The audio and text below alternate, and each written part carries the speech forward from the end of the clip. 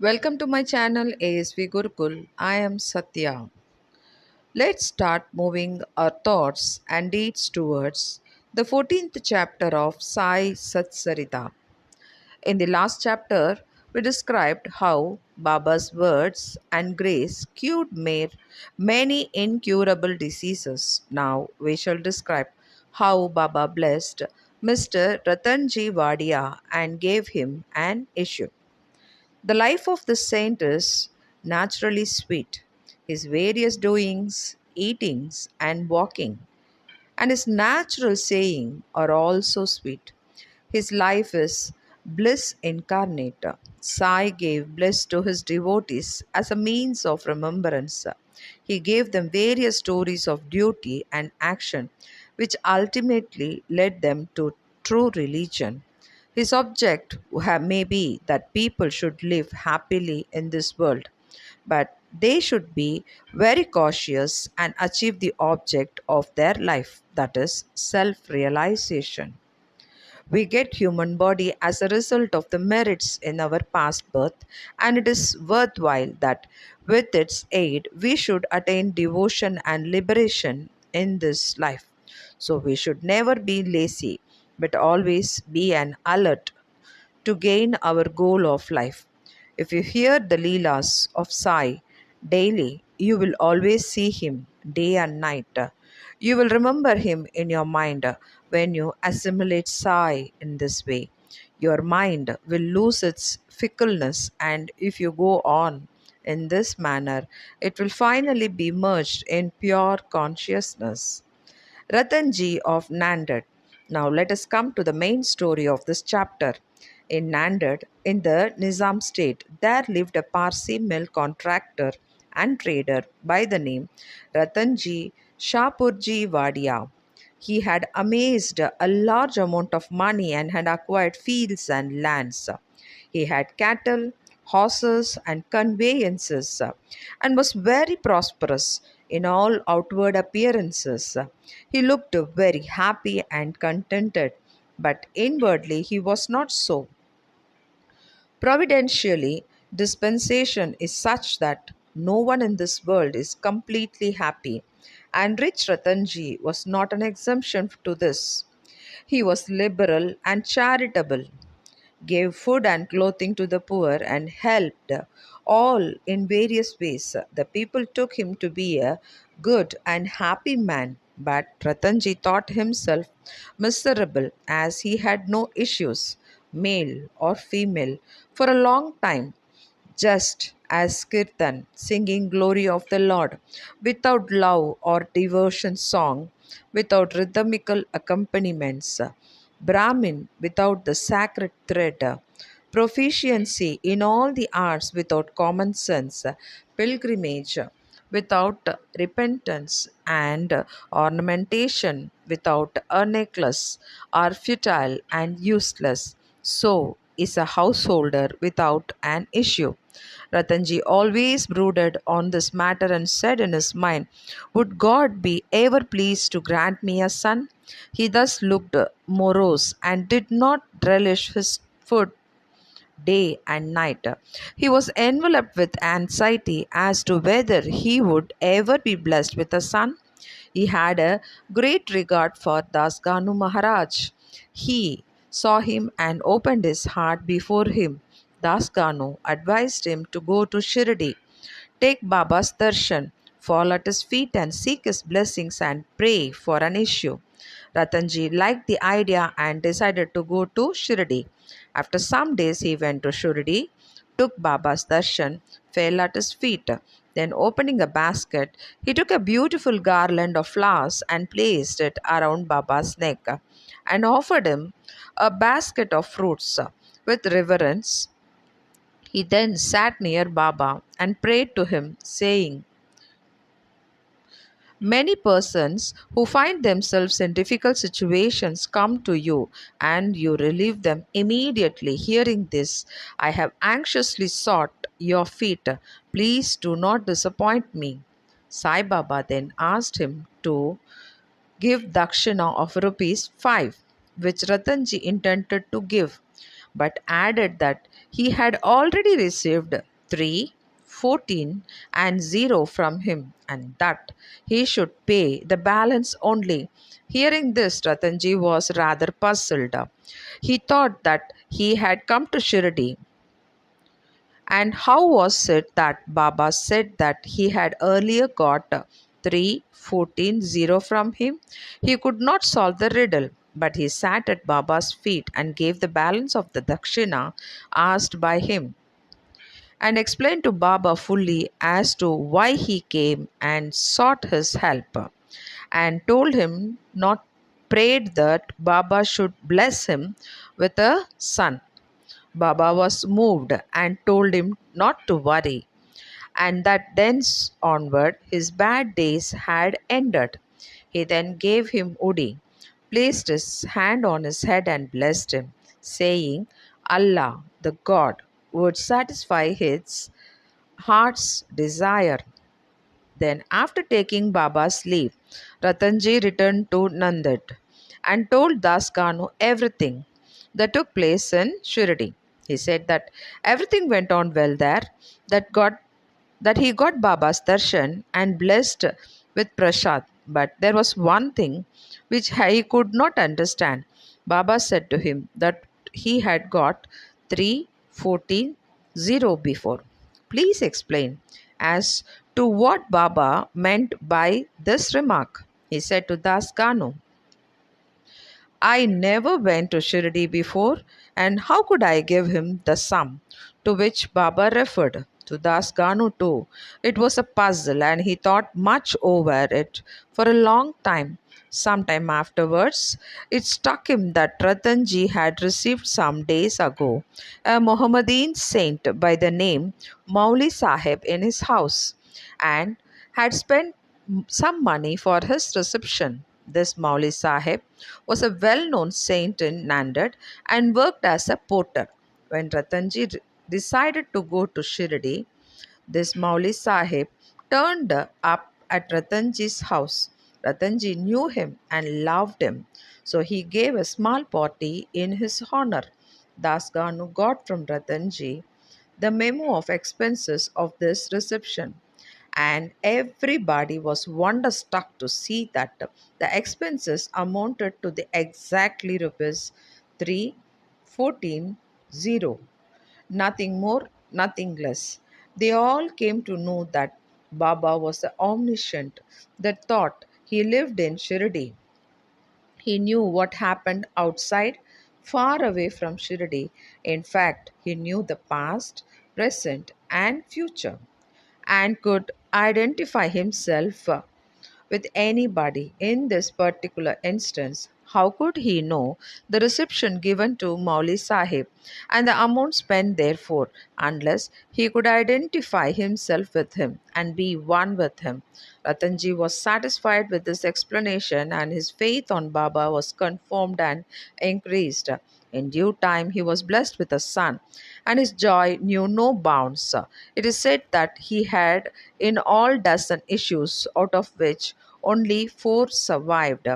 In a footnote towards the end of his chapter, it is stated that Baba told Rao Bahadur Hari Vinayak Sate after the death of his first wife to remarry, and that he could get a son. R.B. Sate married a second time. The first two issues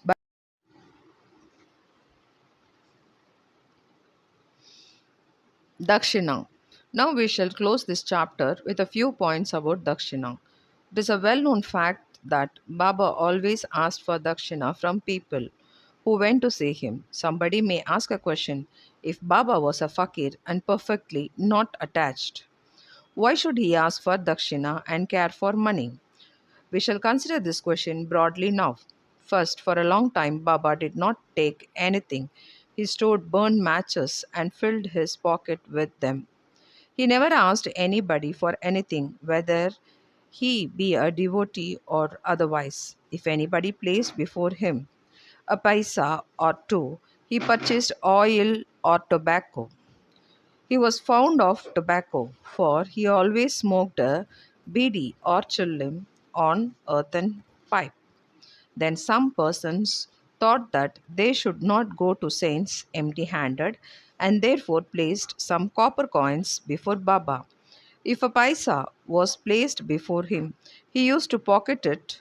If it was 2 paisa coin, he used to return it back to him immediately. Then, after Baba's fame had spread far and wide, people began to flock in numbers, and Baba began to ask dakshina from them. It is said that Shruti, that is Veda, that puja of the gods is not complete unless a golden coin was offered. If a coin was necessary in puja of the gods, why should it not be necessary for the puja of the saints also? Ultimately, the Shastras laid it down that when one goes to see God, king, saint, or guru, he should not go with empty handed. He should offer something, preferably money. In this connection, we may notice the precepts recommended by the Upanishads. The Brihadaranyaka Upanishad says that Lord Prajapati advises advised the gods, men, and demons by one letter Da. The gods understood by this letter that they should practice Dharma, that is self control. The men thought or understood that they should practice Dana, that is charity. And the demons understood that they should practice Daya, that is compassion. To men, charity or giving was recommended. The teachers in Taittiriya Upanishad exhorted his peoples to practice charity and other virtues. Regarding charity, he says, give with faith, and even without it, give with magnanimity, that is, liberally, give with modesty, awe, and sympathy. And in order to teach the devotee the lesson of charity and to remove their attachment to money and thus to purify their minds, Baba extracted dakshina from them. But there was this peculiarity, as Baba said that he had to give back 100 times more of what he received. There are many instances in which this has happened. To quote an instance, Mr. Ganapat Rao Budas, the famous actor, says in his Marathi autobiography that on Baba's pressing him often for dakshina, he emptied his money bag before him. The result of this was, as Mr. Budas says, that in later life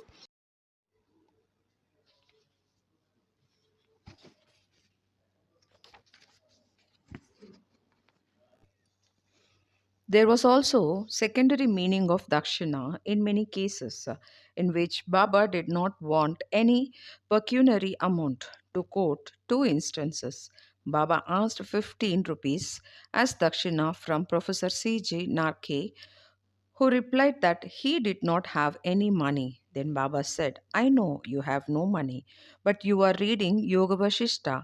Give me dakshina from that. Giving dakshina in this case meant deriving the lessons from the book and lodging them in the heart where Baba resides. 2. The second case, Baba asked a certain lady, Mrs. R.A. Tarkat, to give rupees 6 as dakshina. The lady felt pained as she had nothing to give. Then her husband explained to her that Baba wanted 6 inner enemies, lust, anger, avarice, etc., to be surrendered to him. Baba agreed with his explanation. It is to be noted that though Baba collected a lot of money by Dakshina, he would distribute the whole amount the same day, and the next morning he would become a poor fakir as usual. When Baba took his Mahasamadhi, even after receiving thousands and thousands of rupees as Dakshina, for about 10 years he had only a few rupees in his possession. In short, Baba's main objection is in taking dakshina from his devotees was to teach them the lessons of renunciation and purification. Postscript. Mr. B.V. Dev of Thane, retired Mamladar and a great devotee of Baba, has written an article on the subject Dakshina in Srai Leela magazine, volume 2, page 6 to 26, in which he says as follows: Baba did not ask Dakshina of all. If some gave dakshina unasked, he sometimes accepted it and other times refused it. He asked it of certain from certain devotees only. He never demanded it from those devotees who thought in their mind that Baba should ask for it and then they should pay it. If anybody offers it against his wish, he never touched it, and if he kept it there, he asked them to take it away. He asked for small or big amounts from the devotees according to their wish, devotion, and convenience. He asked it even from women and children. He never took, he's a rich person or a poor person. He asked for dakshina. Baba never got angry with those of whom he asked dakshina and who did not give it. If dakshina was sent through some friend who forgot to hand over it to Baba, he reminded him of it and made him to pay it. On some occasions, Baba used to return some sum from the amount tendered as dakshina and ask the donor to guard it or keep it in his shrine for worship. This procedure benefited the donor or the devotee immensely.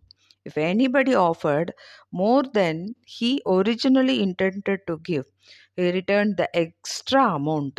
Sometimes he asked of some more dakshina than what they originally intended to give, and if they had no money, asked them to beg or borrow from others. Some he demanded dakshina 3 or 4 times a day. Out of the amount collected as dakshina, Baba spent very little for his own sake.